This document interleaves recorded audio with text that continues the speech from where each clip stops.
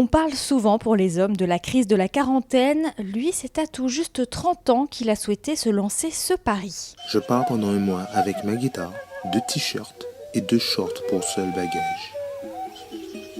Juste 1 euro en poche. 30 jours sans utiliser mes ressources personnelles, ni en transport, ni en logement, ni pour manger. Son but, aller à la rencontre de la vraie Guadeloupe. À mi-parcours, Kevin, quel bilan tires-tu de ton expérience ? Waouh! Un bilan hyper positif. Je reste le premier surpris par tout ce que je vis là. C'est génial, c'est génial. L'idée de base était d'aller à la rencontre des gens, apprendre à les connaître et grandir en fait grâce aux échanges. Mais c'est encore plus énorme que ça en fin de compte. Ça commence presque à me dépasser, c'est-à-dire que je communique mes échanges, en tout cas mes étapes via ma page Facebook.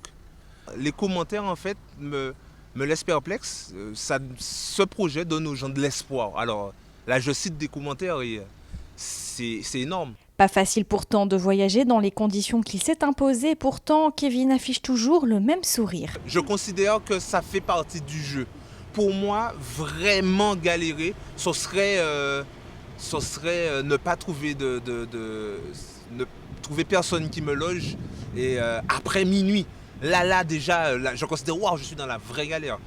Mais rester 2 heures quelque part en attendant un stop, oui, ça m'est déjà arrivé.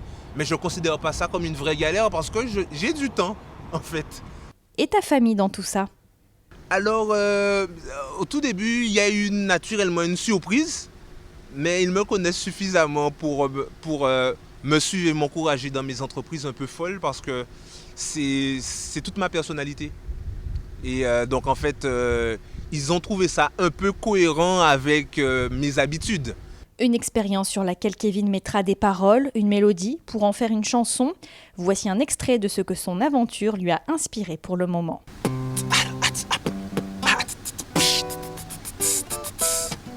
Partir pour vivre une belle histoire qui restera dans nos mémoires. C'est partir pour revenir, la tête chargée de souvenirs. Et comme tous les jours, depuis maintenant 2 semaines, Kevin repart à la recherche de Guadeloupéens, prêts à partager avec lui un petit bout de leur vie, une place dans leur voiture, un repas ou leur domicile le temps d'une nuit.